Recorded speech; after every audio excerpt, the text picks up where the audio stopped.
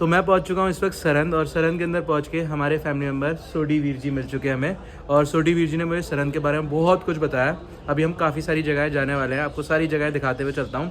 Basically अभी तो मैं वहाँ नहीं जाने वाला हूँ जहाँ के लिए मैं स्पेशली सोच के आया था, कि वहाँ तो कहीं लाखों में भीड़ पहुँची हुई है इस वक्त। वीर जी ने मुझे बताया 7 से 8 लाख के आसपास तो अभी दर्शन करने वाले यात्री पहुँच रहे हैं, और 15 लाख के आसपास एक पूरे दिन में जा रहे हैं भाई। बाप रे। और बहुत छोटी सी स्पेस है, सरहंद बहुत बड़ा शहर नहीं है, छोटा सा ही शहर है।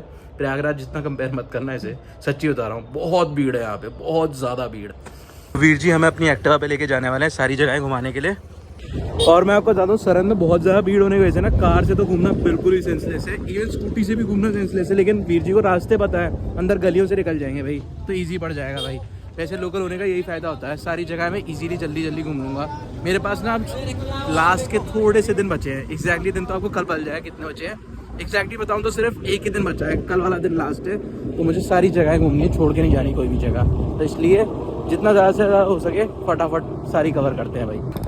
एक ये चीज़ देखो भाई, कितनी बड़ी बात है, पूरी सोसाइटी मतलब पूरी एक सिटी में जितनी भी मार्केट है सारी मार्केट बंद है, और मार्केट के अंदर ना जितनी भी जगह है वो सारी ट्रैक्टर ट्रॉली लोगों के खड़े होने के लिए स्थान बना दिया गया है, ताकि वहाँ पे लोग अपनी गाड़ियाँ खड़ी कर सकें और श्रद्धालु दर्शन कर सकें। उनके लिए सारी चीज़ सोची गई भाई, कितनी बड़ी बात है। पूरे शहर में अपने तरफ से ये इनिशिएटिव किया गया भाई, कितनी बड़ी बात है भाई सच्ची। एक तरीके से अपनी रोजी रोटी 4 दिन के लिए बंद रखी है सबने, 4-5 दिन के लिए मान लो एक तरीके से। जैसे ही मैंने 5 दिन बोला ना, वीर जी ने बताया 1 हफ्ते तक बंद रहेंगी भाई ये पूरी मार्केट्स। वैसे लोगों को किसी ने बोला नहीं है बंद रखने के लिए, लोगों ने अपने तरफ से ही बंद रखी हुई है भाई। सिर्फ खाने पीने की दुकानें खुली हुई हैं, बाकी सब लगभग बंद ही है।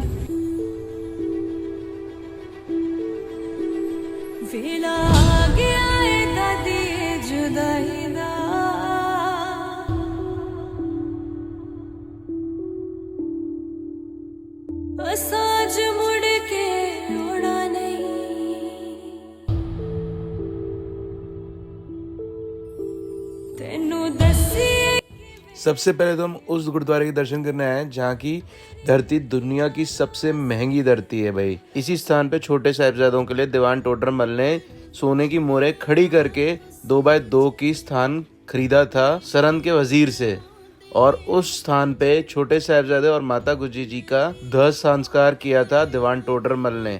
और उसके बाद ये जमीन इतिहास में लिख दी गई कि दुनिया की सबसे महंगी जमीन तब और आज और रहंदी दुनिया तक ये जमीन रहेगी भाई। चलो मैं आपको स्थान के दर्शन कराता हूँ जहाँ पे छोटे साहिबजादों के दाह संस्कार हुए और माता गुजरी जी के। सामने आप 2x2 के एक छोटा सा स्क्वायर देख रहे हो जिसमें चारों साइड में गमले रखे हुए छोटे छोटे से फूल के। यही वो स्थान है जहाँ पे छोटे साहिबजादों के दाह संस्कार हुए थे। मैं आपको फिर से ध्यान से दिखाता हूँ। गुरुद्वारा ज्योति स्वरूप साहिब के अंदर जब आप आओगे तो जहाँ पे गुरु ग्रंथ साहिब जी का प्रकाश है उसी के जस्ट सामने आपको ये जगह स्थान दर्शन होंगे भाई।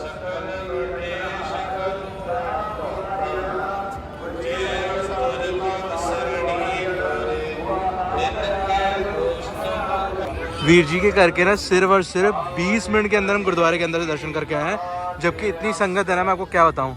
मतलब ऐसा नहीं है कि कुछ वीआईपी जोन से गए हैं, बस इन्हें रास्ता पता था किस जगह से हम जल्दी जाएंगे और जल्दी दर्शन कर पाएंगे भाई। इसी वजह से जल्दी दर्शन करके आ पाए भाई। बाकी चलते हैं भाई। थैंक यू सो मच भाई सच्ची।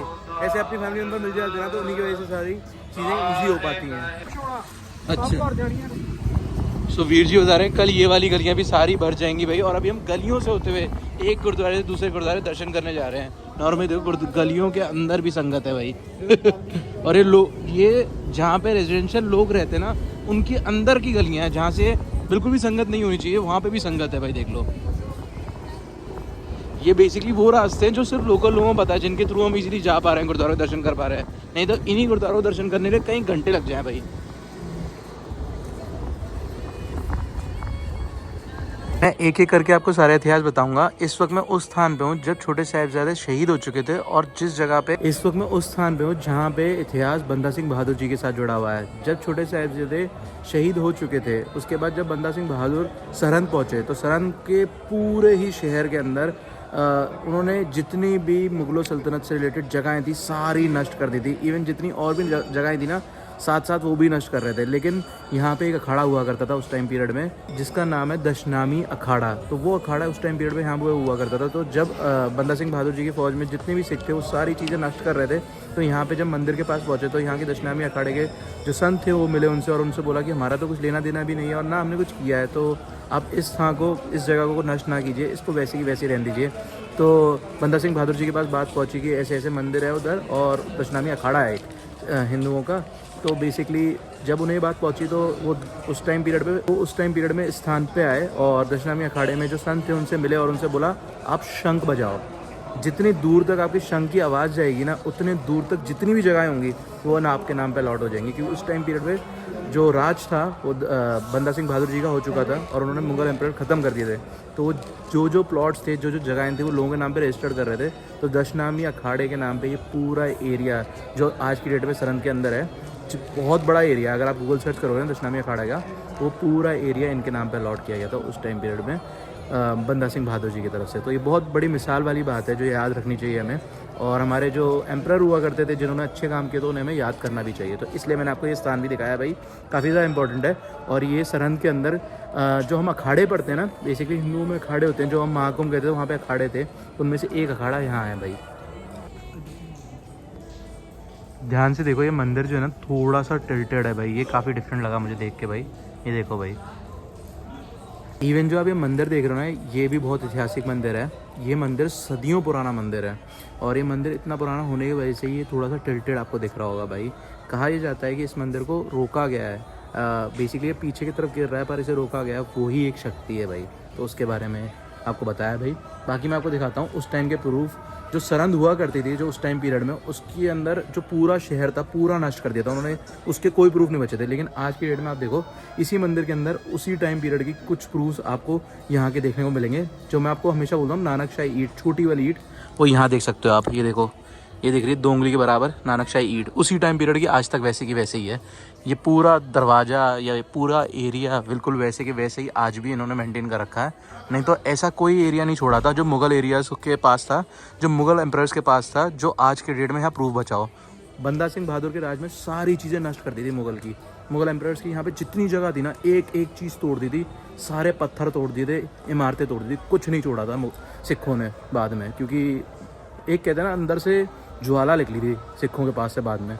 जब वो आए यहाँ पे तो टुकड़ी में थे, 50-60 बंदे, 80 बंदे होंगे ज़्यादा से ज़्यादा, पर नष्ट कर दी थी पूरी मुग़ल फ़ौज। काफ़ी बड़ी चीज़ और काफ़ी बड़ा इतिहास बताया मैंने आपको बंदा सिंह बहादुर जी का। पहले जो कुर्बानियाँ हुई है ना, उसके बाद इतिहास में बहुत बड़ा प्रूफ भी आप सर्च कर सकते हो। बंदा सिंह बहादुर जी का जब राज आया था ना, तो मुग़ल एम्परर की सारी जड़ें फुटती थी। मतलब इसे पंजाबी में बोल रहा हूँ, जड़ें फुटती, क्योंकि वो हमारे फीलिंग्स में आ जाता है। पर मुग़ल राज को पूरा ही ख़त्म कर दिया, नष्ट कर दिया था पूरा एक तरीके से। तो उनके प्रूफ जो है ना, यहाँ पे कुछ नहीं बचे हैं। इवन सरहंद भी नहीं बचा, जहाँ उनका राज हुआ करता था, सभा हुआ करती थी, कुछ नहीं छोड़ा। वहाँ आप गुरुद्वारे देख सकते हो आप। लेकिन उस टाइम पीरियड पर सब कुछ नष्ट कर दिया था बंदा सिंह बहादुर ने, बंदा सिंह बहादुर जी ने। पर अभी कुछ कुछ जगहें जो बची हैं जिनके थ्रू हम देख सकते हैं, तो ये वो जगह थी भाई। इस जगह की भी बहुत इंपॉर्टेंस है। लो भाई, पुरानी बिल्डिंग बनी हुई है, जहाँ जहाँ उस शंख की आवाज़ गई थी ना, वहाँ कुछ भी नहीं छेड़ा गया भाई, बिल्कुल भी।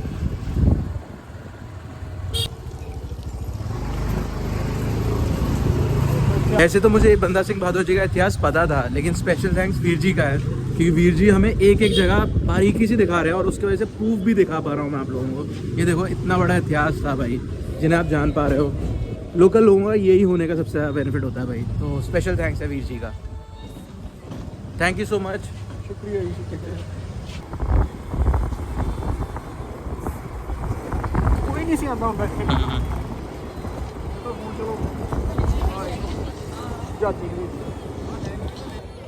इस वक्त मैं पहुंच चुका हूँ दीवान टोडरमल जी की हवेली पे, जिन्होंने छोटे साहिबजादों के लिए दुनिया की सबसे महंगी ज़मीन खरीदी थी भाई। और सोने की मोहरें ना वहाँ पे सीधी रख के खरीदी थी। वो जगह भी मैं आपको पहले वीडियो में दिखा चुका हूँ भाई। बाकी ये उनकी हवेली हुआ करती थी पूरी, मतलब पड़े इसका कोई था नहीं बंदा संभालने के लिए, तो पूरी ख़राब हो गई थी। पर आज की डेट में से वापस रिकन्स्ट्रक्ट किया जा रहा है, लेकिन उससे बिल्कुल उसी तरीके से रिकन्स्ट्रक्ट किया जा रहा है जैसे ये हुआ करती थी। इसके पुराने रूप और पुरानी फ़ोटोज़ कहीं से निकाल के इतिहासकारों ने सेम ऐसे बनाने की कोशिश कर रहे हैं भाई। और यहाँ देखो भाई, ये जो आप देख रहे हो ना सामने सारे पत्थर, ये वही पत्थर हैं जो उस टाइम पीरियड में यूज़ हुआ करते थे। इनसे पता चलता है ये उन्हीं टाइम की इमारत है भाई। बाकी हवेली जो है ना बहुत बड़े एरिया में थी। ये दीवार देखो ना, ऐसी दीवार आपको दिख रही है, ऐसे ही पीछे है, ऐसे ही उधर है, पूरी हवेली ऐसी की ऐसी रही थी। काफ़ी ज़्यादा बड़े एरिया में हुआ करती थी। इसे ये कहा जाता है दीवान टोडरमल की जहाजी हवेली। जहाजी मीन्स बड़े साइज़ की हवेली, एक तरीके से आप ये कह सकते हो। इसलिए इसे कहा जाता था, इसलिए इसे जहाजी हवेली कहा जाता था भाई। बाकी काफ़ी बड़ी है, अंदर अभी जाना अलाउड नहीं, कि कंस्ट्रक्शन चल रहा है सारा, तो अभी अंदर हम नहीं जाएंगे। बाहर से आपको सारे दर्शन करा दिए भाई। काफ़ी ज़्यादा अच्छा लगा।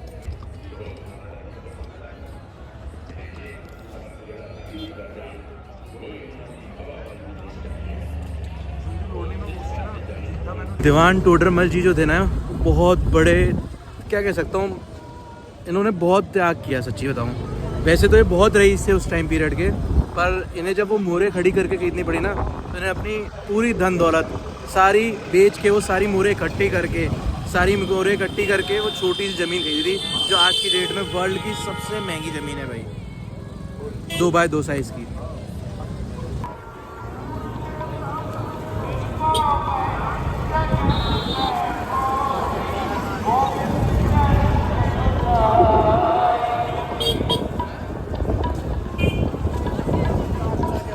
अब मैं आपको उस स्थान के दर्शन कराने लेके आ चुका हूँ जिस स्थान पे गुरुद्वारा मोती राम मेहरा जी के नाम पे गुरुद्वारा बनाया गया है। ये उनकी याद में गुरुद्वारा बनाया गया है, जो महान इंसान थे जिन्होंने दूध पिलाया था छोटे साहिबजादे और माता गुजरी जी को, और उसकी कीमत इन्होंने बहुत ही बड़ी दी थी। मोती राम मेहरा जी ना हिंदू थे और सरहद के वजीर के लिए खाना बनाया करते थे। ये अपने घर से गर्म दूध ले जाके माता गुजरी जी और छोटे साहिबजादे को पिलाया करते थे ठंडे बुर्ज के अंदर, जहाँ पे बिल्कुल ठंडी हवाएं चीरते हुए जाती थी। उस स्थान में सर्दियों में छोटे साहिबजादे और माता गुजरी जी थे, तो वहां पे बहुत ठंड थी, तो उनको इन्होंने गर्म दूध की सेवा की थी भाई। बाद में उस सेवा की कीमत इन्होंने अपने पूरे परिवार की जान से दिया था भाई। बहुत बड़े ही सेवा करके गए पूरे सिखों के ऊपर ये मोतीराम मेहरा जी, और इनका जो एहसान है ना, वो रहंदी दुनिया तक सिख कभी पूरा नहीं कर सकते, क्योंकि बहुत बड़ा ही ये सेवा कर गए। सामने आप वो पिक्चर देख सकते हो जहाँ पे मुगलों ने छोटे छोटे इनके बच्चों के और इनकी पूरी फैमिली को ख़त्म कर दिया था। गुरुद्वारे के अंदर वो ग्लास आज भी सुशोभित हैं जिन ग्लासों से ही छोटे साहिबजादे और माता गुजरी जी को दूध पिलाया गया था।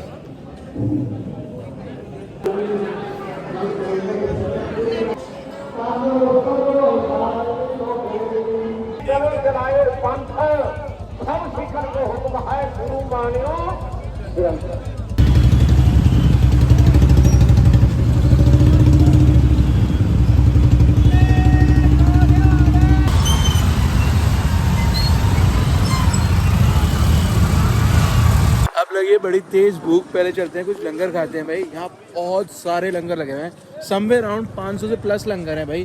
तो कुछ खाना खाते हैं भाई किसी एक लंगर में जाके, देखते हैं क्या मिलता है। बहुत वैरायटी में चीज़ें मिल रही हैं, इवन बहुत सारी चीज़ें मिल रही हैं। बाकी कई सारे लोग ये भी कहते हैं यार इतने सारे लंगर क्यों। मैं आप लोगों को बताता हूँ, जब यहाँ पर बेसिकली इस दिन चलते हैं ना, तो यहाँ के जो लोकल लोग हैं वो लोग अपने घर में कुछ खाना नहीं बनाते।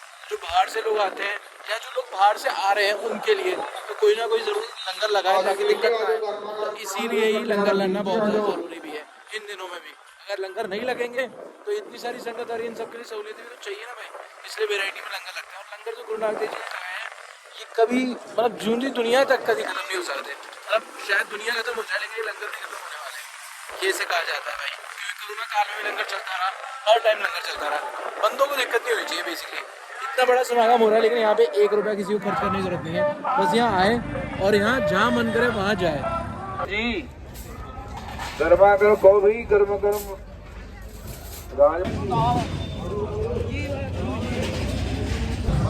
वीर जी ने हमें एक बात बताई और जो सुन के ना मैं बड़ा हैरान हुआ भाई सच्ची। यहाँ क्या है ना, देखो लंगर बहुत सारे लगते हैं, समवेयर अराउंड 500 के आसपास तो रजिस्टर्ड है, 450-500 के आसपास, और जो नॉन रजिस्टर्ड हैं वो तो और भी ज़्यादा है। तो अगर लंगर लगाने की जगह चाहिए तो आपको पहले से ही जगह बुक करानी पड़ेगी या बात करके रखनी पड़ेगी, हम वहाँ जाके लंगर लगाएंगे। तो लोग इस चीज़ से भी बचने के लिए कि वहाँ जगह मिले या ना मिले, लोगों ने अपने तरफ से ट्रस्ट के थ्रू ज़मीनें ही खरीद ली भाई। जैसे 8-10 घरों या एक पिंड ने मिलकर लंगर लगाना है तो उन सब ने मिलकर पैसे इकट्ठा करके फतेहगढ़ साहब में छोटे छोटे से प्लॉट खरीद रखे जहाँ पे लंगर बनाते भी हैं और खिलाते भी हैं। सिर्फ साल में 3 दिन के लिए उन लोगों ने वो जगह खरीद के रखी हुई है, या एक आधे समागम होता हो उन दिनों पे ही खिलाने के लिए, ज़्यादा दिनों के लिए नहीं। और सोचो इतनी बड़ी बात की ज़मीन ही खरीद दी भाई सीधा। बस हमें लंगर लगाना, हमें स्पेस मिल जाए इन दिनों पे।